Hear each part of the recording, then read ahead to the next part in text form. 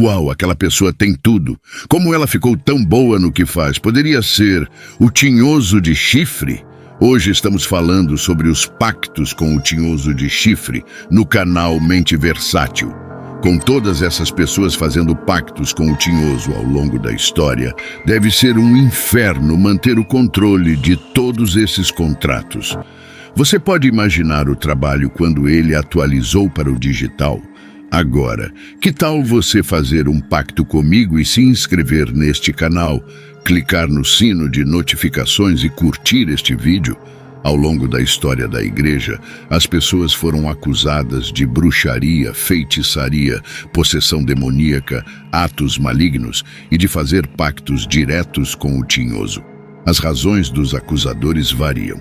Eles podiam ter uma agenda contra o acusado e tentar derrubá-los com a ajuda da igreja. Eles podiam estar com ciúmes dos talentos e estilo de vida do acusado. Podiam estar envolvidos em fervor religioso, ou talvez a pessoa acusada literalmente desejava vender sua alma eterna em troca de favores e um carinha vermelho com um tridente que ele usa para cutucar as pessoas no traseiro apareceu com um contrato. Todas essas parecem explicações perfeitamente razoáveis e nunca saberemos ao certo. Pactos com o ser das sombras são especialmente prevalentes na música.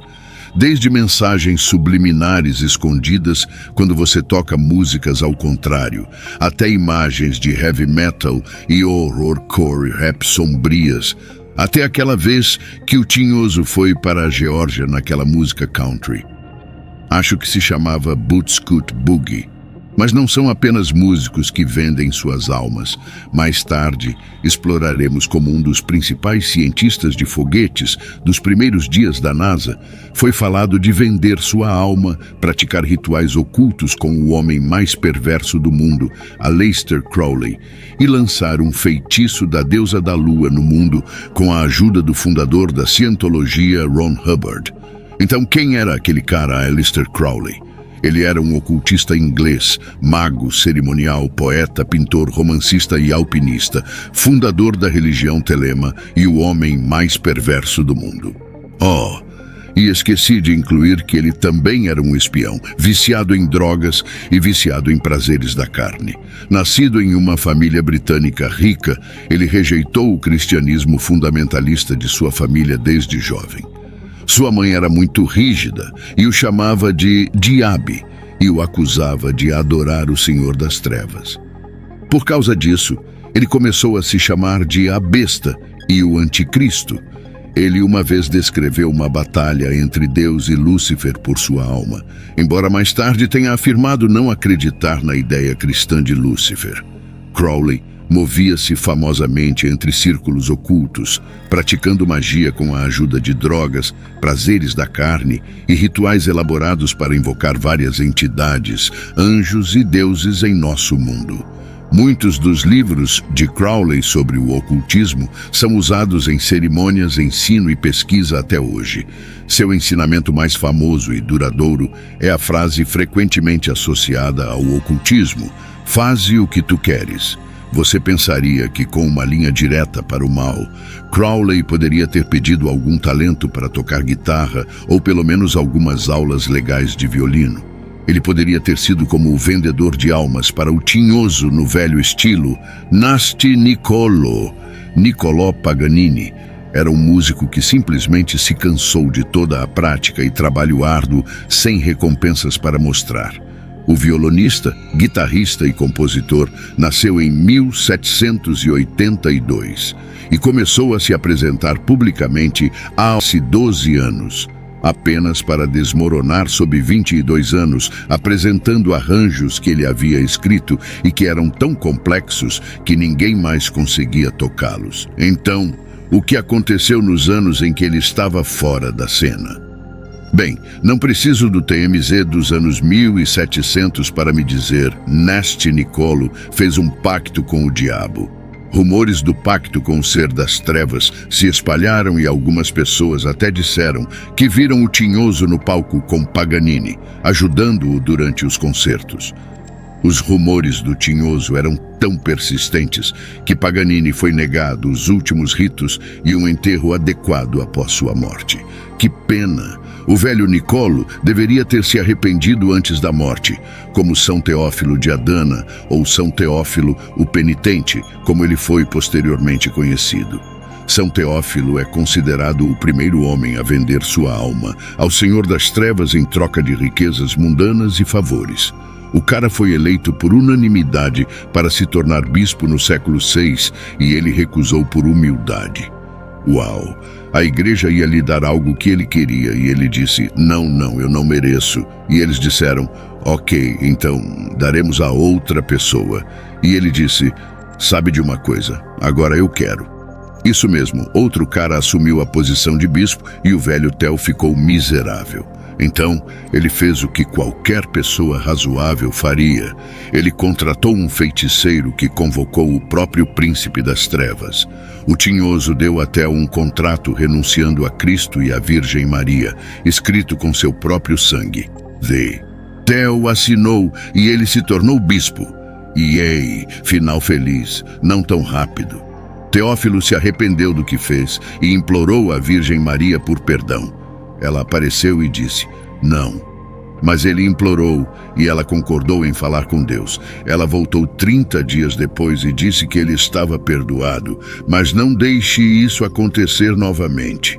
Mas 3 dias depois ele acordou e encontrou o contrato em seu peito, porque o Tinhoso se recusou a ceder sua alma.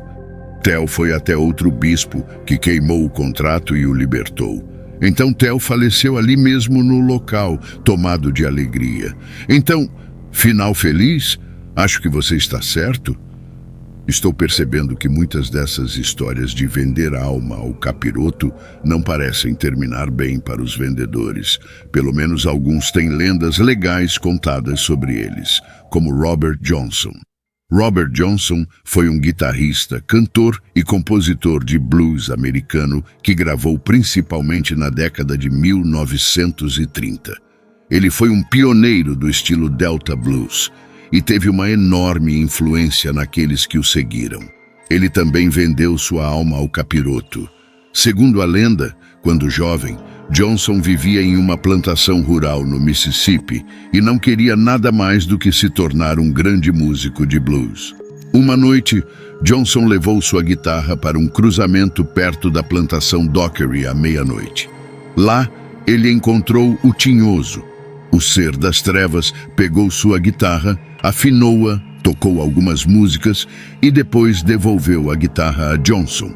Depois disso, Robert Johnson teve domínio completo sobre a guitarra. As letras de Johnson incluíam supostas pistas sobre a origem de seu talento, como "Early this morning when you knocked upon my door, and I said, 'Hello, Satan, I believe it's time to go.'"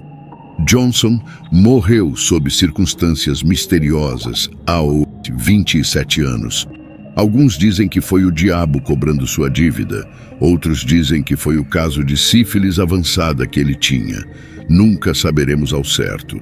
A vida e a música de Robert Johnson não apenas influenciaram a música das gerações futuras, mas também podem ter convencido alguns a venderem suas almas também.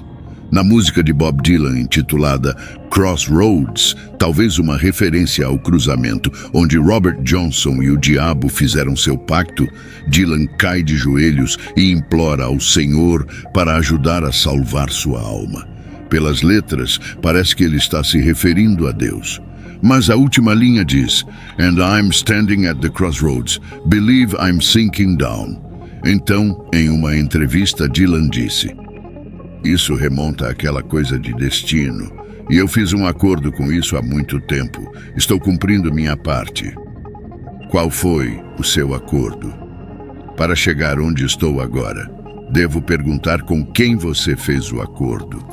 Você sabe, com o chefe comandante, na terra e no mundo que não podemos ver, e os sons estranhos que ele ouviu quando ficou lá. Rumores seguiram que Jimmy Page era um servo do capiroto e que se você tocar Stairway to Heaven ao contrário, ouvirá vozes demoníacas falando. Sempre houve rumores de que o artista popular do dia está de alguma forma em conluio com o capiroto e com as redes sociais. Why are you still out here? Well, the destiny thing. I made a bargain with it, a long time ago, and I'm holding up my end. What was your bargain? To get where I am now. Should I ask who you made the bargain with? With the with the chief commander. On this earth? And this earth, and then in a world we can't see. Isso é ainda mais prevalente. Até Miley Cyrus foi acusada de adoração ao Senhor das Trevas. O padrão parece ser: procure o artista, que seria o mais surpreendente se ele se revelasse um adorador do Príncipe das Trevas. Depois procure pistas, depois faça um vídeo de conspiração. Foi o que aconteceu com Jay-Z e Beyoncé. Eles foram acusados de serem agentes do capiroto também. Além disso, eles estão nos Illuminati e na nova ordem mundial. Podem ser todos os três. Evidentemente, quando Jay-Z faz seu gesto de mão pública de colocar seu diamante Rockefeller para cima, é um símbolo para o capiroto secreto.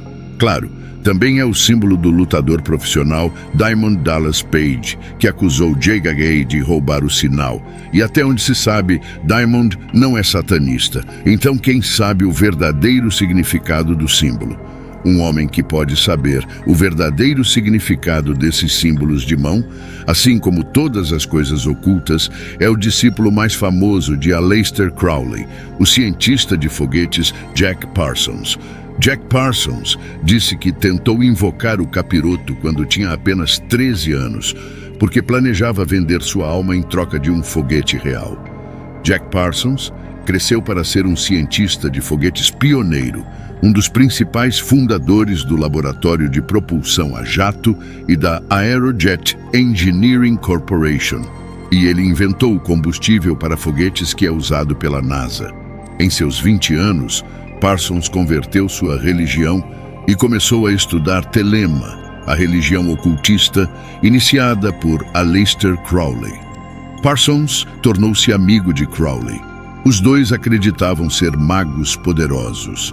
Em um ponto, Jack Parsons juntou forças com outro poderoso mago ocultista, o fundador da Scientologia, Ron Hubbard, e os dois trabalharam juntos para completar uma série extremamente difícil de rituais chamada The Babylon Working, baseada em uma cerimônia descrita no romance de Aleister Crowley, Moonchild.